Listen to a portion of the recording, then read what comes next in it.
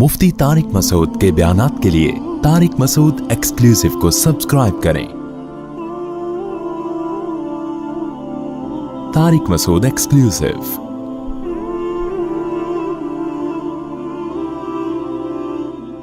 نبی صلی اللہ علیہ وسلم نے فرمایا، انسان اللہ سے دعا مانگتا ہے، زندگی بھر مانگتا رہتا ہے، اور اللہ زندگی بھر دعاؤں کو قبول کرتے رہتے ہیں، لیکن اس کو نظر نہیں آ رہا ہوتا، اس کو نظر کہ اللہ اپنے طریقے سے دعا قبول کرتا ہے۔ اگر اللہ ایسے دعا قبول کرے نا، آپ نے ادھر کہا اے اللہ میری تنخواہ ڈبل کر دے، آفس گئے، باس نے کہا کہ جناب نئے وزیر اعظم نے جو اعلان کیا ہے اس کی منظوری ہو گئی، ٹھا ٹھا کر کے ایسے دعائیں قبول ہونا شروع ہو جائیں تو غیب پر ایمان ختم، پھر تو دعا کی ترغیب دینے کی ضرورت ہی نہیں رہے گی۔ سب لوگ مصلی لے کے مسجد میں آ جائیں گے، سارا دن دعائیں مانگتے رہیں گے کہ اللہ سے جو مانگو ملتا ہے، خربوزہ مانگو خربوزہ ملتا ہے، تربوز مانگو تربوز ملتا ہے، افطاری میں پکوڑے مانگو پکوڑے ملتے ہیں، سموسے مانگو، بھوک لگ رہی ہے کیا کریں، سموسے ملتے ہیں، جو مانگو وہ ملتا ہے۔ دعائیں تو لازمی قبول ہوتی ہیں، لیکن انداز وہ ہوتا ہے جو اللہ کرتے ہیں۔ اللہ کہتے ہیں میں اپنے طریقے سے کروں گا۔ اب اس کی بڑی لمبی چوڑی تفصیل ہے کہ کیسے قبول ہوتی ہے۔ بعض دفعہ جو چیز مانگ رہے ہیں اللہ وہی دے دیتا ہے آپ کو، بعض دفعہ اس کا متبادل دے دیتا ہے، آلٹرنیٹ دے دیتا ہے، بعض دفعہ نہ آلٹرنیٹ دیتا ہے نہ وہ چیز دیتا ہے۔ کوئی مصیبت آنے والی ہوتی ہے، اس دعا کی برکت سے اس مصیبت کو ٹال دیتا ہے۔ آپ اپنے بیٹے کے لیے بچی کے لیے دعا مانگ رہے ہیں اس کو ٹھیک کر دے، وہ ٹھیک نہیں ہوئی لیکن دوسری نے بیمار ہونا تھا، اللہ نے اس سے وبا کو ٹال دیا۔ تو جن کا غیب پر ایمان ہوتا ہے وہ تو مانگتے ہیں، اللہ سے مانگتے ہیں۔ پتہ ہے بھائی یہ ہو نہیں سکتا کہ جس خدا نے کہا ہے کہ میرے سامنے ہاتھ اٹھاؤ، حدیث میں آتا ہے اللہ میں اتنی غیرت ہے کہ جب کوئی اللہ کے سامنے ہاتھ اٹھا کے مانگتا ہے تو اللہ کو خالی ہاتھ لوٹاتے ہوئے حیا آتی ہے۔ بڑے سیٹ کے پاس کوئی بھکاری جائے اور پیسے مانگے اور وہ اس کو دھتکار دے تو بھکاری کہے گا نا یار نام تو بڑا سنا تھا آپ کا، بڑے سخی ہو۔ تو اللہ کو حیا آتی ہے کہ ان ہاتھوں کو خالی لوٹائے، دیتا ہے لازمی۔ تبھی ہم نے اہل اللہ کو دیکھا ہے کہ مانگتے بہت ہیں، بڑی لمبی لمبی دعائیں مانگتے ہیں۔ لوگ ان کو بے وقوف سمجھتے ہیں کہ یار یہ ہر وقت مصلی پہ دعائیں مانگتے رہتے ہیں لمبی لمبی، ملتا تو کچھ ہے نہیں۔ انہیں پتہ ہے کہ یہ بہت ملتا ہے اللہ سے مانگنے سے، لیکن اللہ کا انداز ایسا ہوتا ہے کہ صرف وہ مانگیں جن کو غیب پر یقین ہے۔ یعقوب علیہ السلام ساری زندگی مانگتے رہے اللہ تعالیٰ سے، اس مانگنے کا بدلہ کیا ملا ہے؟ دوسرا بیٹا بھی اللہ نے چھین لیا۔ عجیب بات ہے یا نہیں ہے؟ پہلا بیٹا گم ہوا تو اللہ سے اس کے ملنے کی دعائیں مانگتے رہے۔ دعا کیا قبول ہو رہی ہے؟ قحط پڑ گیا، کھانے پینے سے بھی گئے، اس سے بڑی مشکل۔ راشن لینے کے لیے بھیجا مصر اپنے بیٹوں کو، تو دوسرا بیٹا بھی بولو گیا، وہ بھی بادشاہ نے رکھ لیا۔ روتے روتے آنکھوں کی بینائی چلی گئی۔ آپ کی اولادیں آپ سے کیا کہنے لگی ہیں؟ تاللہ تفتأ تذکر یوسف، اللہ کی قسم آپ یوسف کو ابھی تک یاد رکھا ہوا ہے۔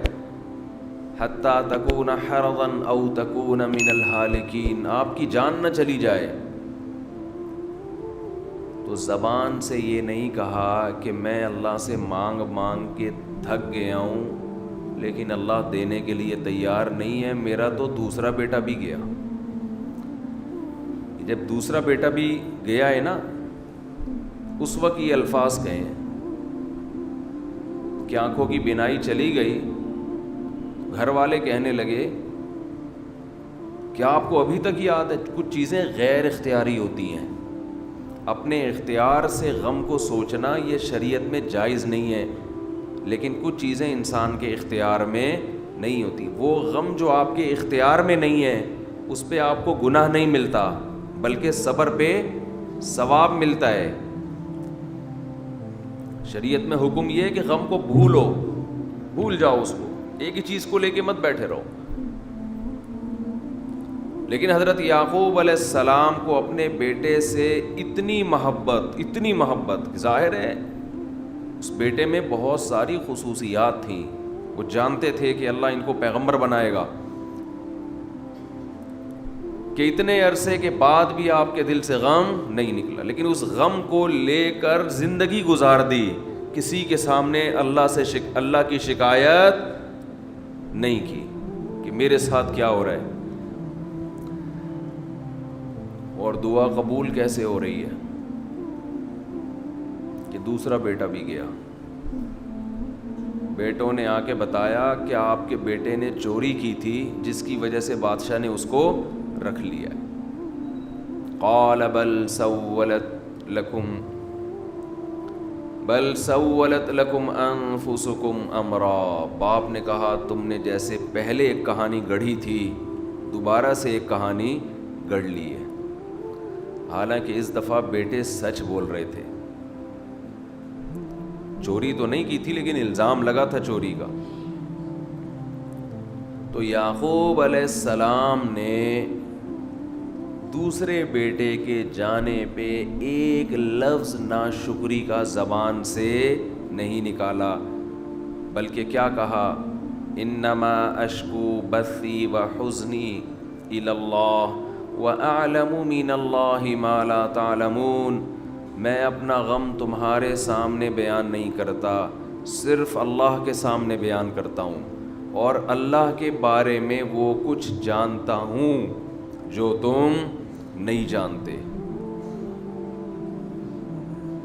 کیا مطلب؟ وہ مجھے تسلی دے رہا ہے، اس میں خیر ہوگی، ہمارا کام ہے مانگنا، ہم بھکاری ہیں۔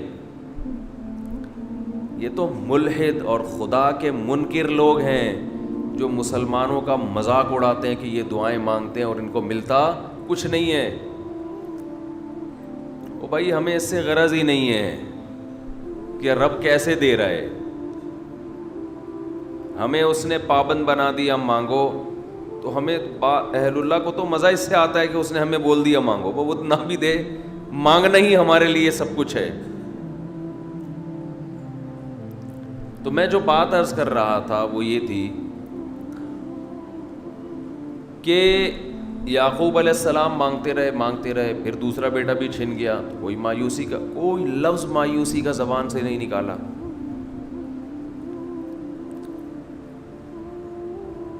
تو حدیث میں آتا ہے کہ ایک بندہ مسلسل دعا مانگتا ہے اور اللہ قبول کرتا ہی رہتا ہے، یہاں تک کہ یہ بندہ ایک دن زبان سے ایک لفظ نکالتا ہے، کیونکہ اس کو قبول ہوتے ہوئے نظر نہیں آ رہی ہوتی نا دعا، یہ زبان سے کیا لفظ نکالتا ہے کہ میں دعا مانگتا ہوں مگر اللہ قبول بولو نہیں کرتا۔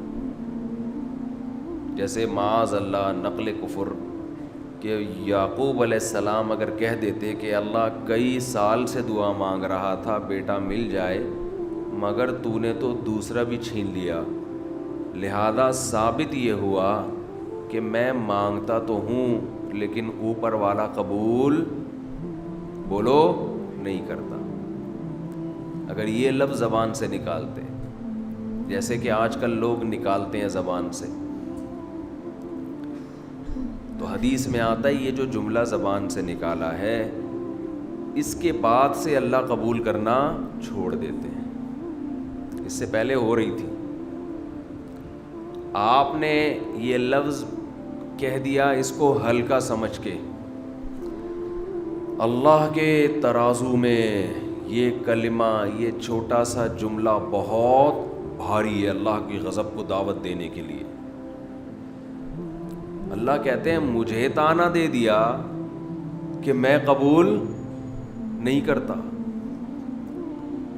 گھروں میں جھگڑا ہوتا ہے نا، عورت کہتی ہے مرد کھلا کھلا کے تھک جائے، بیوی کہتی ہے ہاتھ تنگ کیا ہوا ہے کھلاتے نہیں ہو. بعض دفعہ آدمی کو غصہ آتا ہے کہ اب میں ہاتھ اپنا تنگ کر کے دکھاؤں گا، اب انڈے نہیں لے کر آؤں گا. میں کہتا ہوں چنگیز خان بھی، اگر کوئی چنگیز خان کی اولاد ہے نا، اس میں بھی اتنی طاقت نہیں ہے کہ بیوی کہے کہ 6 انڈے چاہیے اور وہ ان 6 کو 4 کر کے دکھا دے، یعنی آج 4 انڈے آئیں گے 6 نہیں آئیں گے. کوئی ہے ایسا مائی کا لال؟ کوئی ایسا مائی کا لال پیدا نہیں ہو. تو استنبول کیسے فتح کرو گے؟ صحیح، استنبول کیسے فتح کرو؟ سلطان محمد فاتح نے استنبول فتح کیا تھا نا. ایک بڑے بزرگ نے بڑی اچھی بات کہی کہ فرعون نے ہزاروں بچوں کو قتل کیا، اور بنی اسرائیل کے نا، لیکن موسیٰ علیہ السلام جب صندوق سے نکلے فرعون نے ارادہ کیا اس کو بھی قتل کروں. فرعون کی بیوی نے کہا لا تقتلوہ، اسے قتل مت کرو. فرعون نے کہا اچھا. فرعون نے کیا کہا؟ ٹھیک، it is okay, no problem. سمجھتے ہو؟ تو یہ ہمارے لیے بڑی تسلی کی بات ہے، یہ ہمارے لیے بڑی تسلی کی بات ہے کہ جب فرعون جیسا آدمی گھر میں فرعون نہیں تھا تو ہم اور آپ کس کھیت کی مولی ہیں یار. چلتے رہو جیسے زندگی گزار رہے ہو، جتنے انڈے کہے ہیں اتنے لے آیا کرو.